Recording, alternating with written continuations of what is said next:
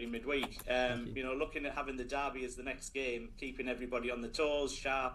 Does it feel like a really good game to have off the back of that? Yeah, it does. I think, look, Manchester City obviously have a week going into us, so a week prep, and the turnaround's probably unkind in terms of being the earlier game and on the Saturday. So, but what I'd say is when you go into these big games midweek in the Champions League, you kind of become hardened quickly to the game. I think we're the team that's played the most competitive kind of minutes, so we're the most ready. So, we look forward to the challenge of the game, playing a fantastic team that are in form. So I look forward to the challenge. But as you say, I think being game ready, a big game ready, I think will hopefully help us going into this one.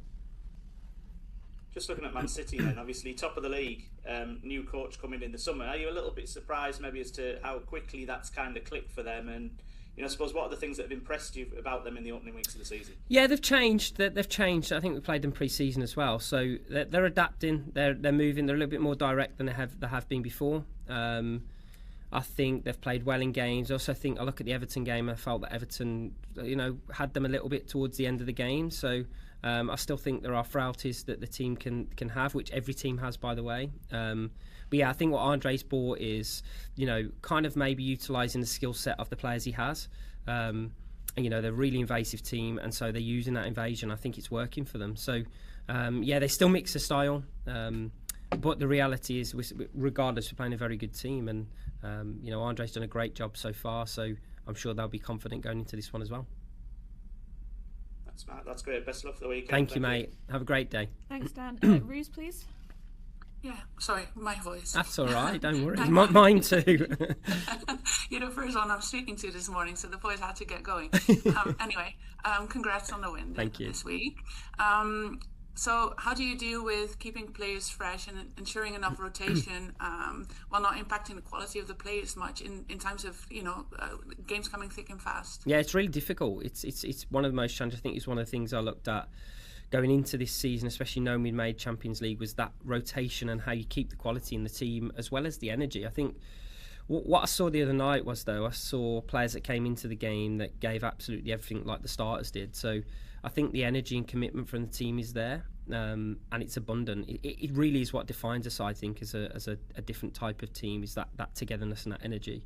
And I think, look, we were able to make some changes the other night. We'll be able to make a few changes as well going into this one. We assessed the players today, so I don't really know where they're at yet. We've given the day off yesterday, so they come in today and we'll see where they're at. But I think, look, reality is we picked the freshest players with the right kind of technical, tactical focus, and then, believe in the spirit and quality that we have. Okay, thanks. And you also mentioned that it's the little details that kind of let you down against Villa. Mm-hmm. Can you elaborate on what details you have to get right in order to beat Man City? Yeah. Look, I think you have to invade them. I think you have to create spaces in front to be able to exploit behind, but then use the ones behind them as well. They have a fantastic attack and they're very good going forward. So I think trying to make them defend as much as possible will also be key. While also, look, they have a world-class front line, so being able to prepare that and defend that and take 1v1 moments in both boxes will be key to the outcome. I think they are, as I say, we need to stress how to defend as a team, but also then I think we have the quality that can exploit them going the other way as well. So I'm expecting a highly motivated team to play against us, and so we've got to match that and go above that if we're going to win the game. All right, thank you. Thank you, Ruth. Have a good day and use that voice a little bit more. Yeah, I will. Thanks. Thank you. Charlotte, please. Morning, Mark. Good morning, Charlotte. How you doing, mate?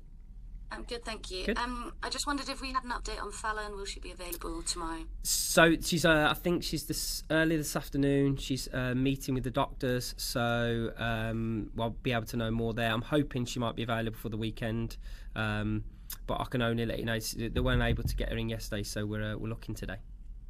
Okay, thank you. Mate. And you spoke about Simi creating, scoring, destroying opponents, the way she moves with the ball. But you want, there's so much more for us to see from her.